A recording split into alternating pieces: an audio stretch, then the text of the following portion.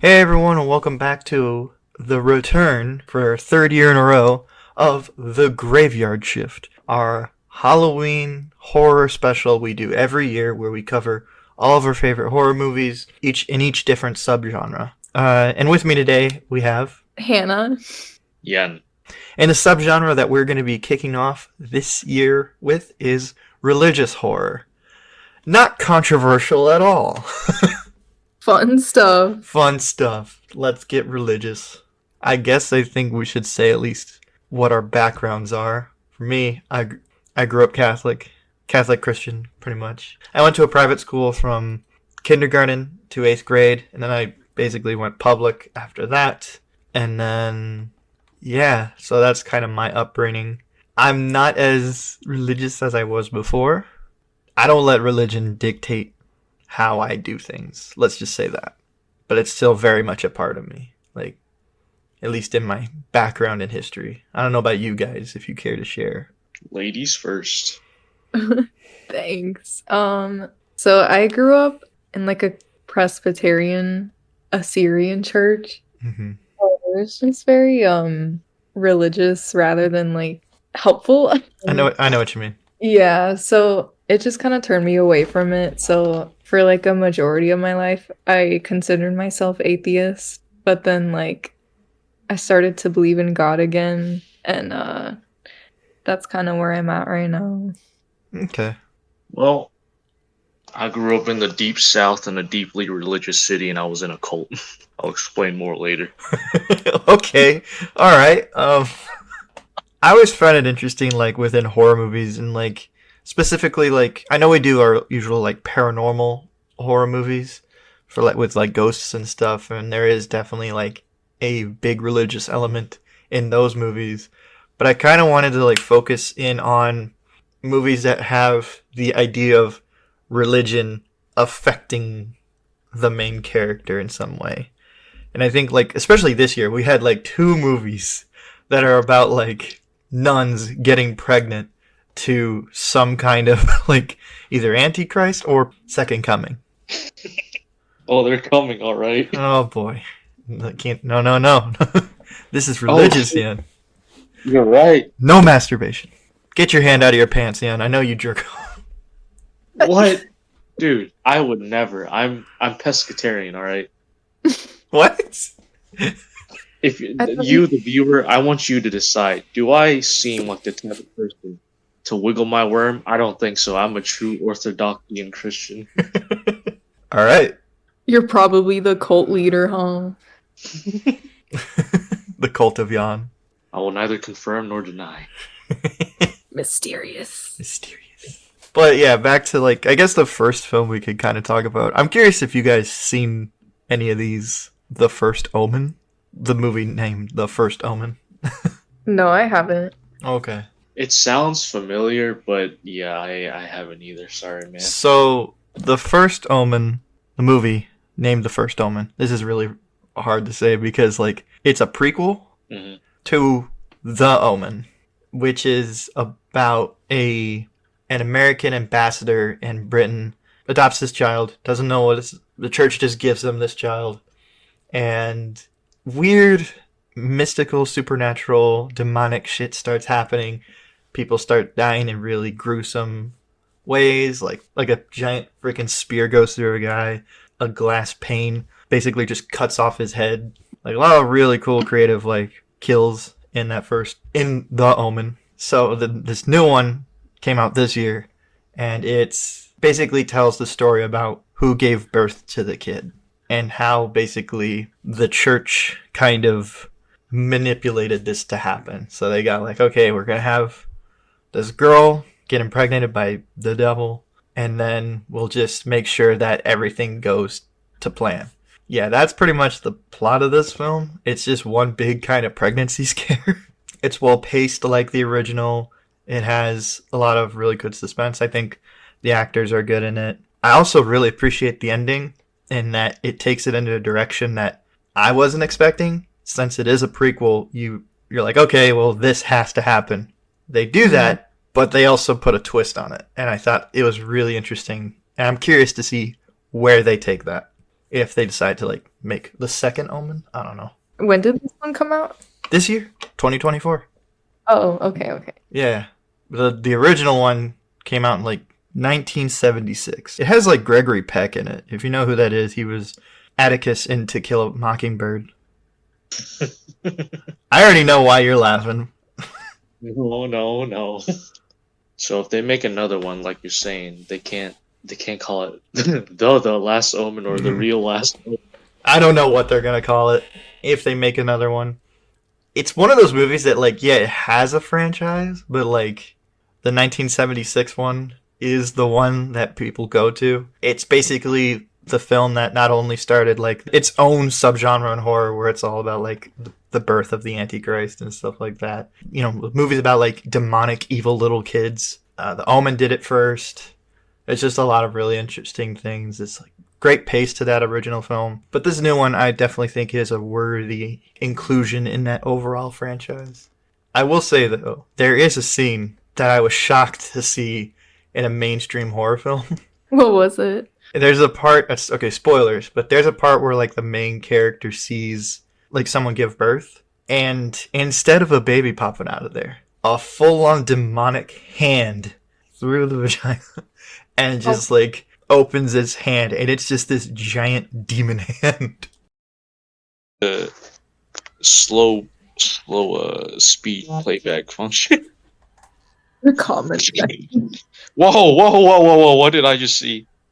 I think I saw the baby's head crowning. What baby? There was something. Baby. Really... Are you talking about? I saw something very hairy. That's all I'm gonna say. Here. Oh my god! What is that thing, brother? Ugh! Max, what type of fucked up movies you be watching, man? This was released in theaters. Oh, that's okay. You know what? Maybe that is a vagina. Apparently, the film got like a NC-17 rating because of that, but they just trimmed off 15 seconds and it went down to an R. Oh, goodness. Which I'm like, how? There's other cool, gory moments in the film, too. There's a one moment where, like, this guy she was talking to gets hit by a car, and she goes to check on him against the wall. She's, like, hugging him to be like, it's gonna be okay, it's gonna be okay. She kind of, like, pulls him back. He, like, moves away from the car, but he's, like, lifeless. And then the camera pulls back, and you basically just see she's holding the upper torso of him. Oh. So there's really cool reveals like that. There's some cool stuff in the film like that. I don't know. I highly recommend it after saying that. I think the ending's pretty good too. Definitely. I don't want to spoil what the ending has in store, but I thought it was an interesting twist. And I'll just leave it at that. Then there's the other one that got more word of mouth because of who's in it. And it was this movie called Immaculate. Did any of you see this one? I looked it up really quick. Uh-huh. And now I understand why it's popular. Well, yeah, first of all, it's got Sydney Sweeney in it, and this is pretty much the year where she's just she had this movie, Anyone But You, that rom-com with Glenn Powell. She was in Madam Web, but we don't talk about that. Like, this was her year, pretty much. And this is one of the films that kind of made her more popular because of just like, oh, she's starring in her own horror film.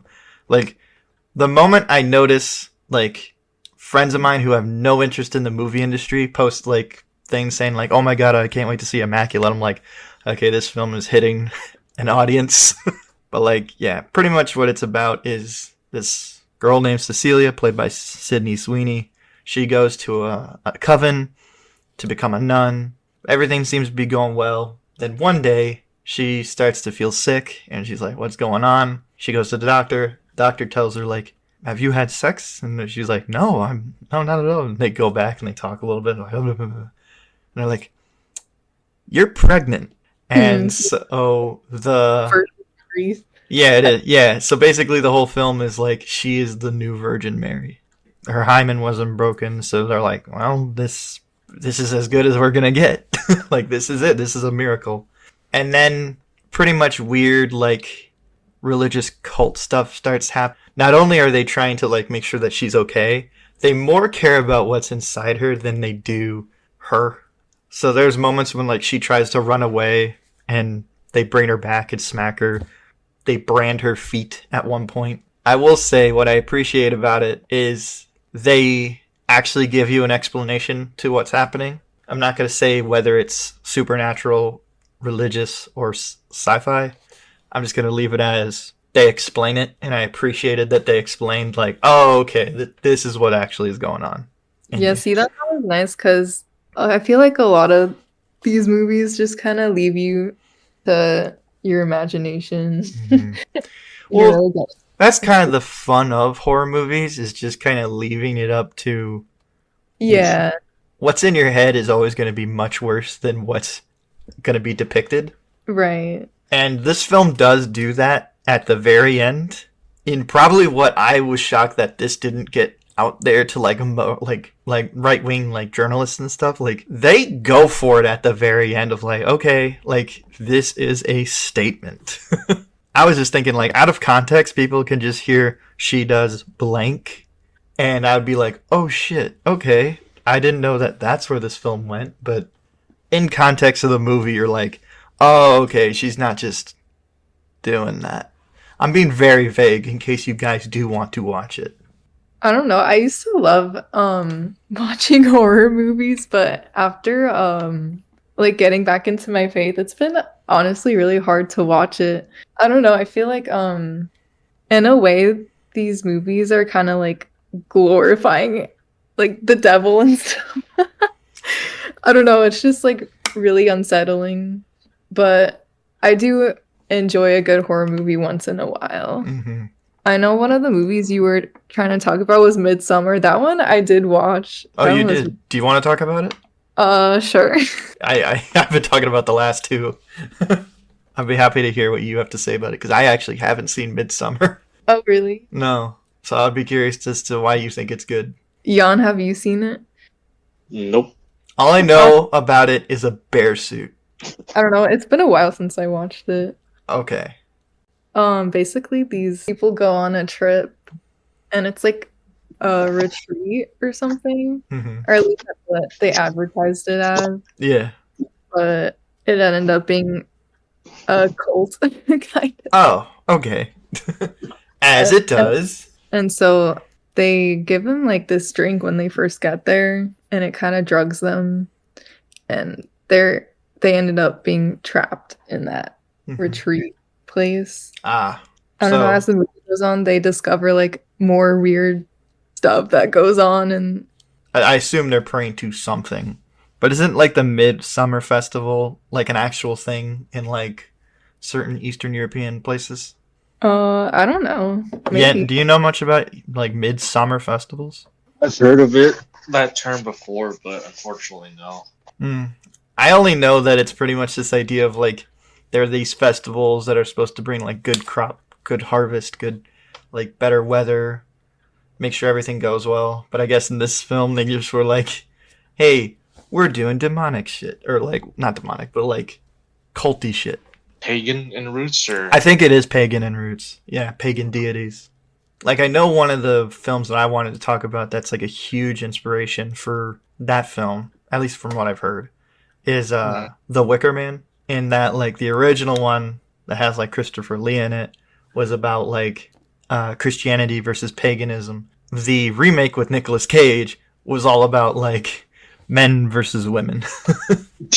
They were just like, we're getting rid of a religious angle, we're just going to make it about feminism. And this guy basically going to it's like an Amazonia kind of situation where it's like all the women are in charge. The men are just kind of slow and like just used as labor. And he has to basically solve this mystery of this missing girl. But no one is telling him what's going on. So it's this really interesting movie about this guy who's kind of a prick. I don't know, like a lot of the work from the director of that movie, Neil LaBute, is it's either making fun of guys who are just really chauvinistic, or it's actually being chauvinistic. But I guess what I was kind of interested to talk about really is that like I found it really funny that there was a big theme this year in these religious horror films of like about giving birth, like 2 stories about women forced to give birth, and I feel like that is obviously a statement as to what is going on right now. There's this collective zeitgeist going around of that ideology. I think that's pretty cool, in my opinion. The First Omen was directed by a woman, but Immaculate was directed by a guy. So it's definitely interesting to see 2 very different opinions on the same subject do their own films. So I don't know. I just thought that was just an interesting like collective zeitgeist. I don't know if you guys want to comment on that at all. I mean, going off of like what you first said, hold on, I lost my train of thought. Yen, what's your thoughts on abortion? I'll take over from here, fellers. Let's see. If you want to talk about that, go ahead. If you don't, if you just want to talk about just the overall like idea of that kind of horror, if that interests you at all. Abortion horror? Like, well, no, like I guess it would be like, I feel like because of like it being like surrounded in religious horror, it's founded under the belief of like, if you don't go through with this, you will be seen as a sinner. And so there's this idea of Catholic guilt, which I think is a big proponent of religious horror in general. This idea of like, we're playing on taboos and the ideas of Catholic guilt. If like you don't do this certain thing, or if you're this kind of person, you will be seen as lesser in the eyes of God kind of situation. yeah, well, like if you get the abortion, we'll see you as lesser or something. Yeah, exactly. That's what makes religious horror so like interesting to me, especially seen from like The Omen in the 70s. Doesn't really, it goes in on the idea of like this is the Antichrist. So there's this clear idea of like good versus evil. The Catholic Church, good guys, and obviously the devil and Antichrist, bad guys kind of situation. But now there's this interesting like blend where they're like, maybe the Catholic Church isn't always the best. Oh yeah, for sure. Just, touching little boys. Exactly. And yeah, I feel like ever since like word got out about all that stuff going on, it's interesting to see how like our culture's kind of like pushing away from religion. Yeah, basically what I'm saying is every day we strive further and further away from God. Max. It's probably not like the most like eye-popping like, oh my god, this is like your Freddy's and Jason's and Michael Myers kind of horror. It's definitely the horror that's like playing on like cultural zeitgeist, and that's just interesting to me. Have any of you ever seen an Exorcist movie? Like The Exorcist? Oh yeah, I didn't watch the whole thing, but I started watching it. Which one did you watch? Curious. The first one, like the one in the 70s? Yeah. I love the Exorcist films. They're some of my favorite horror movies of all time. I like the third one more than the first one, but the first one definitely plays on like a lot of like religious beliefs and like, because it's interesting because the writer of the book was Christian, but the director of the movie was not. And he also said that's a good thing because we'll get 2 different ideologies talking about the same thing here. And like, so one won't put too much of their beliefs into it, and the other person won't put too much of their beliefs into it. So it's seeing this subject on an even ground kind of idea. That is interesting because like when I think of that setting, I almost imagine them kind of clashing ideas, but it's cool how they kind of made it work harmoniously. Mm-hmm. Well, I know in the context of the movie, like the mom of Reagan is not Christian or not a believer. So she's just like, what the hell is going on with my daughter? And then like when the Catholic Church comes in and we get, I forgot the name of the priests, but the priests come in, they're kind of seen as like, oh my God, these are our heroes kind of situation. Where when you look at the new Exorcist that came out like last year actually, and was on our worst list, they just completely get rid of that angle entirely. They don't say if it's Christian, they don't say if it's Jewish, they don't say if it's Muslim. They basically just say this is an entity. We're not going to choose a specific religion that this is under, which I think kind of takes away something when you can't just like say this demon is blank. You know what I mean? Yeah. I don't know, it just feels a little too safe when you can't just like just, I don't know, just say, hey, this is the one we're kind of going for here. It's an Arab Muslim demon. A pescatarian demon. It's a, what is it? A Westboro Baptist Church demon. Yeah, I'm trying to think what else I could talk about. I guess there was this one movie that's just was really interesting to watch. It's a bit of a slow burn. It's called Apostle. It was on Netflix. It's just about this guy who has to come into a remote island village, colonial times. So yeah, this is all during colonial pilgrimage. And he finds this little town, this little settlement, where they are hugely religious. And he is just like, I'm just here looking for, I think it's his sister. He's looking for his sister to bring her back home. And I remember it being really interesting, one, because it's made by the same guy who did The Raid. So, like, when shit goes down, it's all of a sudden, like, really like, oh shit, this is, like, good action. Other things I find really interesting about it is, like, there's a moment where, like, one of the side characters, like, this boy that or this 20-year-old kid, pretty much, he's caught with his pants down with this girl that he likes, and her dad comes in, and her dad's just basically like, okay, you're a sinner, and basically drills into his head. And I'm not talking about, like, metaphorically drills into his head. I'm talking, like, he sits him down on a table and gets a big-ass, like, cranked drill and goes, like, thump into his head. That scene just being like, oh shit, okay, there we go. That's the scene this film is wanting to go for. Yeah, I don't know. I thought it was really interesting, and the overall, you actually see what their belief is. And I guess I could kind of spoil it. The island is basically a tree demon. So, meaning if the more blood they give to it, the more the island grows and prospers. Oh. Yeah. So, and it's just this weird, decrepit old lady that kind of looks like a tree. It was a weird film. And all of a sudden, there's this guy who kind of looks like Pyramid Head shows up. The film got very strange at a point. I was like, what the hell is going on here? Was this an Asian film? No, it's the main actor is Dan Stevens. I know maybe none of you know him, but I just thought I should say that. But like, this was an American, at most, English film released on Netflix. Interesting. I don't know much about like Asian religions to see what kind of horror they talk about. Mostly because like, I don't think you're going to get a religious horror movie coming out of China anytime soon.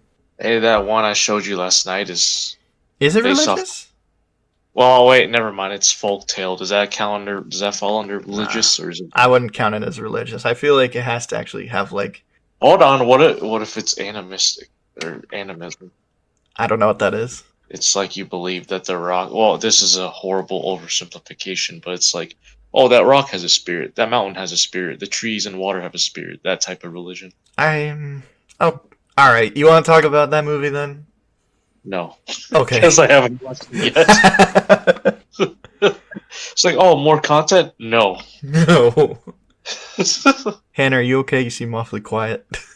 Yeah, I'm good. Okay. I was like, oh shit, did we deter her off? We're gonna traumatize her with religion. Yeah. Maybe this wasn't the episode to start things out with, but you know what? This is the graveyard shift. Damn it. I don't know if you guys want to talk more about like what you wanted to bring to this video originally with like religious horror and stuff. Like, I would love to hear what you guys have to say about the subgenre. If you have any stories that would consider being religious horror, I'd like to hear them now. Yeah. Oh boy. All right. Well, I'm gonna have to change up some locations and names, but no problem. I don't know if it would count as horror per se, but you could definitely twist it into like a horror story, or for some people, especially if you're from like a super liberal background and grew up super liberal, you might find it horrible. So I went to a certain little school, and these guys were like straight up nutters, man. I'm just gonna say they're from the deep south. I'll just say I was there probably for like eight-ish years. And this is in a town where, you know how Wisconsin or in Kenosha, we have a bunch of like bars to like taverns to like church ratios. Yeah. Down there, we just had take out the bar part and just fill it up with churches and all that. But some background, like they have a school from K4 to 12th grade, and then they have a college, right? They had a college? Yep, they had a college that was just as strict, just as Christian. I remember I went to it was like a theme park, you know, and Mm-hmm. You got to look at dinosaurs and you got to unearth these dinosaurs, but the more you look into it, you realize, oh wait, this is a theme park dedicated to saying that the dinosaurs prove that the Bible's right. Because I remember going around the top of the slide. I was a young dumb kid, so I didn't really listen to what the fuck the guide was telling.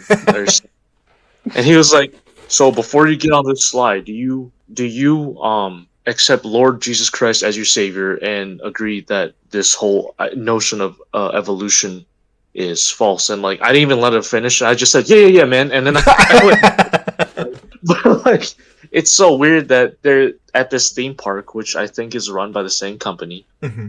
There's just a guy there who, before the little kids who are only like 4 to 8 years old can go down a slide, they have to say, "Yes, I believe in these beliefs." Oh, Right. One of my most memorable memories is when we all had to file in and march from our classrooms outside to the chapel house. Mm-hmm. And mind you, this school, wherever you go, you have to march in like a column separated by gender, and you have to be like quiet, and you have to stop at checkpoints to make sure your line is still straight. Oh my And, god, this sounds like Mike's school. and all this other stupid bullshit.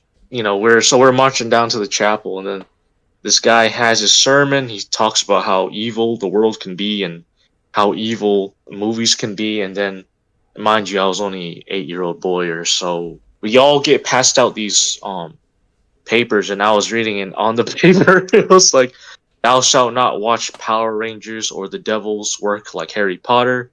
Your parents are not your parents are not allowed to watch any film in theaters that is over rated G. You're not allowed to, play the devil's game, Pokemon or Yu-Gi-Oh." This is like a fucked up but funny thing. I remember it was like, "Thou shalt not watch pornography," and like, I'll admit I was a naughty little fucker.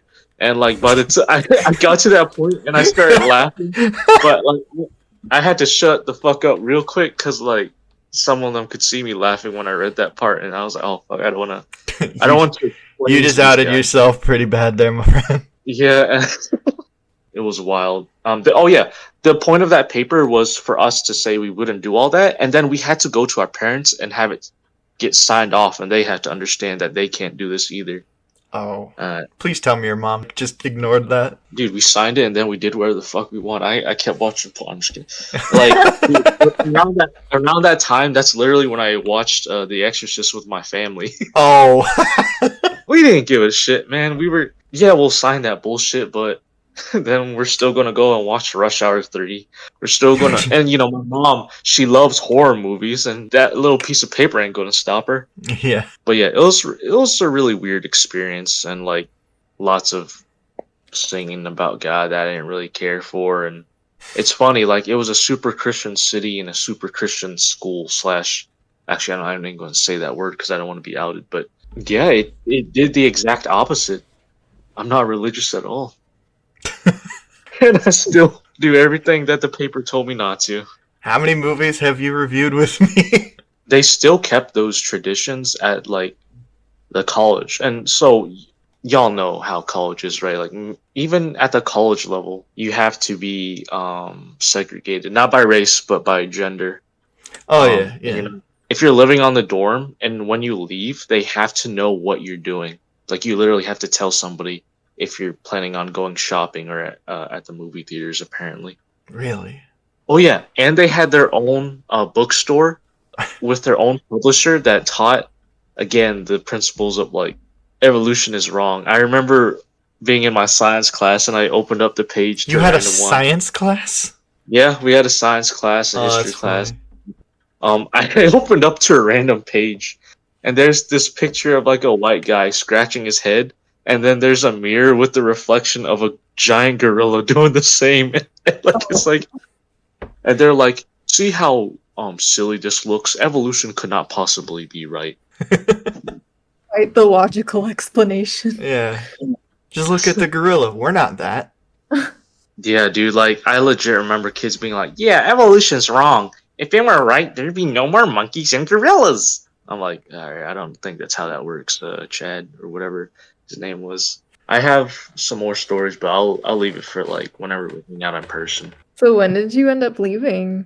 I left around 8th grade, I think, and I went to public school. Oh, and okay, Max, you remember how you said, how'd you know something was wrong? Mm-hmm. When I mentioned to the kids where I went, they were like, "Oh my god, what? You're in a cult?" And I was like, "No, I'm not. I don't subscribe to their beliefs." But yeah, like when you go to public school and you still get the same reaction in high school, then yeah, you probably went to a cult essentially. Yeah. So that's when I learned. That's kind of what happened with me. Not to the degree of like being in a cult or anything like that, but like growing up Christian, Catholic and Christian, you have certain viewpoints on like gay people and stuff like that. And then when I actually got to like meet gay people, lesbians, trans people, I was just like, yeah, they're just people. They're kind of cool too. Like, what's the big deal? And then every time I ask them, like Christians specifically, what's the big deal about people being gay here? And they always just kind of give me like, it's not right, and the Bible says it. And I'm always just like, that's it. Yeah. Evil Max be like, they were true. I mean, they were right. Yeah, that's one thing too with the religion I grew up in too, Max, was like I tried asking questions, just to like learn about it because no one really taught me anything about it. They just like forced me to do whatever, like rituals and stuff. Rituals.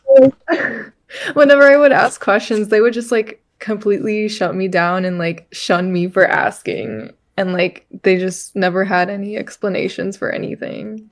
I think for me, what kind of like deterred me from the whole thing of like, like there's this comforting. I've heard some people say like there's not something nice to know that like being a part of religion that you have this community of people and stuff like that. But the moment I was like, I don't think this community's like, or at least the school was gonna think was that like I got bullied really bad in like 4th and 5th grade, and like some of that shit still traumatizes me today. I got bullied so bad where they created a game called the Max K Touch, where if anybody would get close to me or if I like tagged them or anyway, they'd be infected, and so no one treated me like a person. So yeah, so that whole idea of like, if given the chance, people will always try to find something to make you feel other and different. So when I see like them talk about like people of other different religions, gay people, hell, atheists for that matter, and treat them like other, I'm always on the other side now because I'm like, just let them live. Like, come on, like, let them live what they want to live now. It's all just faith. I have faith that when I go, I'm probably going to go to heaven, or let's just hope heaven. But like right now, it's just I'm not letting religion dictate what I do. Yeah. Yeah. I remember something when Hannah said rituals. Did y'all have to memorize Bible verses and then like say it perfectly to your like teacher or whatever? Sometimes. Oh damn. It was more like class presentations. Like that's kind of how we treated it. Like, okay, read this. This is your passage. Yada yada yada. For me, like thankfully, I didn't have to memorize any of that. But my family would always force me to go to church, even though I expressed that I didn't want to go. And like my parents forced me to attend this like Christian summer camp thing. Oh, you had to do one of those too? I hated every second of it. I did too. I don't know what it is about those things, but they're always so lame. Yeah. Let's stop playing games to go read the Bible. I'm like, no. I think the other thing that kind of like made me question a lot was like when one of the deacons at my church, he proceeds to talk about how the Avengers represents the battle between good and evil in the Bible. And I remember as a kid just being like, what? Is Hulk Jesus? Goes back to the CCU, baby. No, I just remember being like, I remember sitting there, I was like, Thor's literally a Norse god. Like, and the person that you say is like representative of the devil with like Loki, he's a Norse god. It was the weirdest like moment of my life of just like me questioning everything. I think I even started thinking about what is existence. I just almost started laughing because I was like, bro, buddy, I think you missed the whole point. Because he was like, yeah, because it's all about them coming together. I was just like, you did not. No, you didn't just say that. Each hero represents a different distinct part of Christianity. I think he just wanted to make it sound relatable. It really did. It really felt like, what's cool with the kids? Yeah. Question. Did, like, I don't know, like, at your guys' church or whatever, did the women have to wear, like, coverings or anything? What do you mean? Like, the one I was forced to go to, the women had to, like, cover their heads in, like, scarves or something. I don't know. Wore a hijab? Not necessarily a hijab, but just, like, a headscarf kind of thing. Not in my church, no. If you were a girl, you couldn't wear jeans or pants. You just had to wear a super long shirt. That's what I was going to say at my school, too. They did that, too. And it was really funny. And it kind of led to this ongoing belief that I have. The Catholic schoolgirl syndrome. Uh-huh. It's when they're, like, really uptight and very pristine. And, you know, like, very dainty, very religious, very much, don't do this, don't do this, don't do that. And then as soon as they hit, like, a public school, they just get turned out. Yeah. Like, multiple boyfriends, pregnant at a young age. I don't know how they're doing now, but it was just definitely like a holy shit kind of moment. Like, I hope she's okay.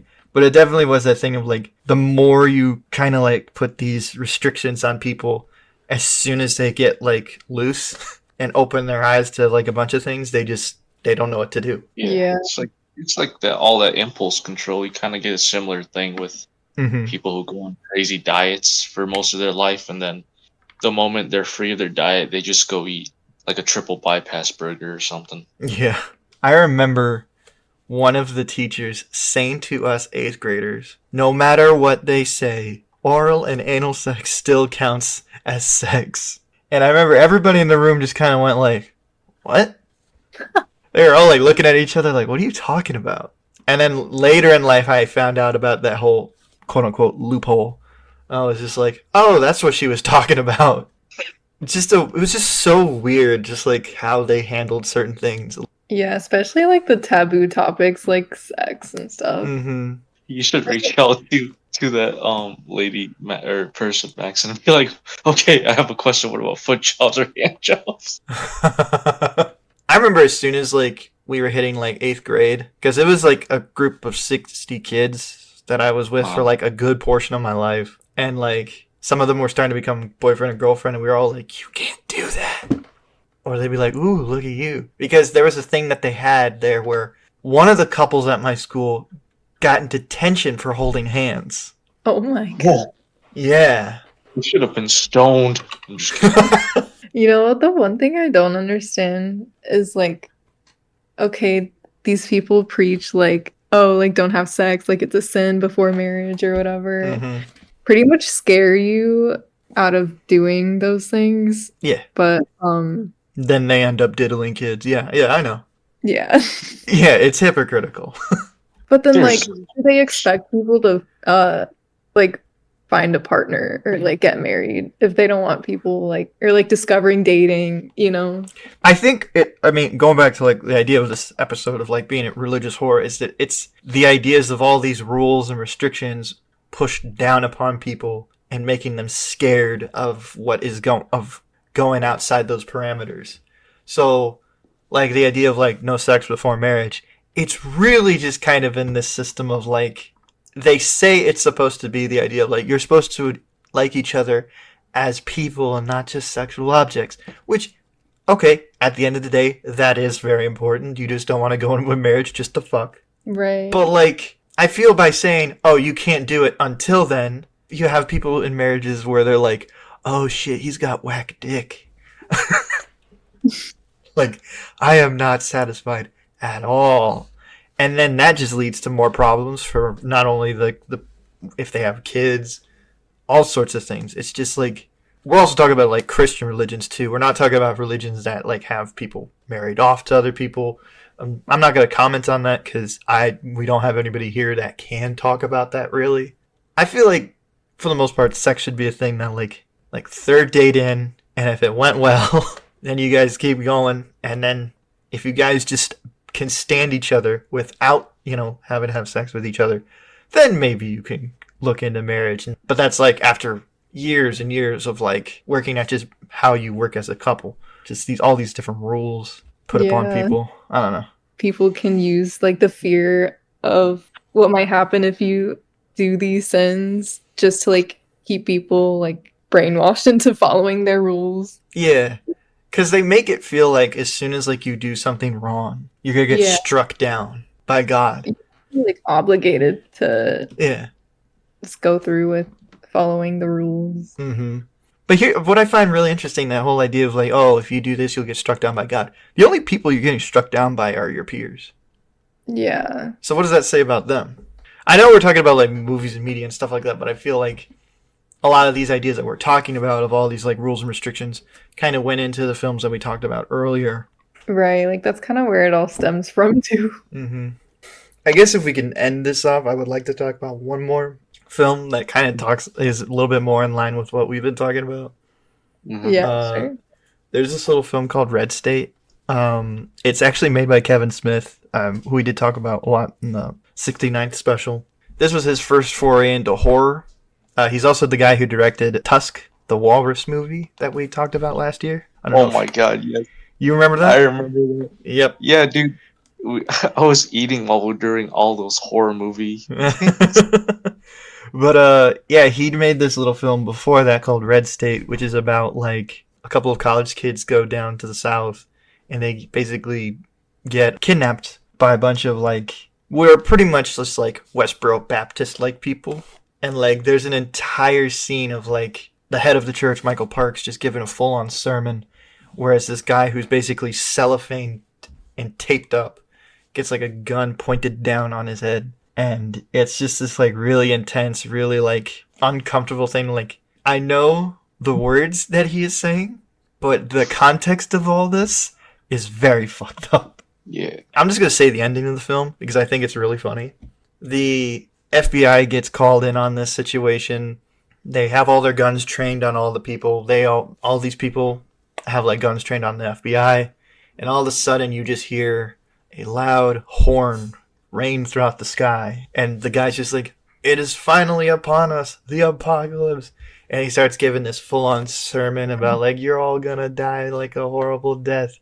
Immediately cuts to a month later where the head of that operation was basically like, yeah, some kids on the neighboring property just got like a big horn and started to fuck with them. You see the pastor in like a prison cell just like walking back and forth talking to himself, and you just hear, which I later found out was the director off screen, say, will you shut the fuck up? Love that. It's not a great film, but I do think of like, it's a different kind of religious horror. It's not like any supernatural thing going on. It's kind of like a mixture of like what happened in Waco, Texas. Do you know about that whole situation? Yeah, they had a standoff. Yeah, it's kind of like that, but the standoff isn't really what we're focusing on. We're focusing on the idea of like, what if just a bunch of hippies came in on these people? Mm-hmm. Yeah, I don't know. Go check out Red State. It's not a bad film, but I think it definitely fits within religious horror. But yeah, that's all I really got to say regarding this subgenre. Talked about a lot of movies, talked a lot about our personal experiences. And yeah, is there anything else you guys want to say before we end this off? I regret none of the sins that I did. I think I'm good. Okay. Okay. I was waiting for something after the I was gonna say something like motivational, but I had nothing. Drink water. Yeah, stay hydrated, folks. No matter your religion, we're all the same. Peace, love, and happiness. Don't masturbate. Hear that, viewer? Get your dick out of your hand. No sex before marriage, guys. Yeah. Be gay. Be gay. That's the message you take out of this episode. Be gay. Be gay. Have gangbang orgies. Oh my god. Commit sin. Draw the line of kids, though. Or, just keep it consensual in general. To the kids? No, wait, no! No, I just mean, like, in general. Oh, okay. I just need to make sure, I don't want you to go down that dark path that many YouTubers. It's all downhill from here. And remember, folks, that you can do all that thing, and as long as you ask forgiveness and stone the next. Okay, I'm done. We'll just move you on to the next church. Or the next religion. Yeah. Goodbye, Christianity. Hello, Islam. Oh, this isn't gonna get us canceled. Not at all. Not at all. I think I've said worse. I think we all said worse, but thank you all for watching the first episode of Year 3 of Graveyard Shift.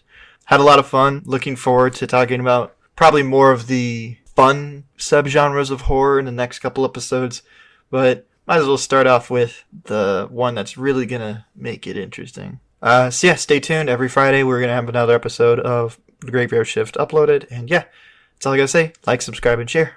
Bye. Bye. Did he touch his kids?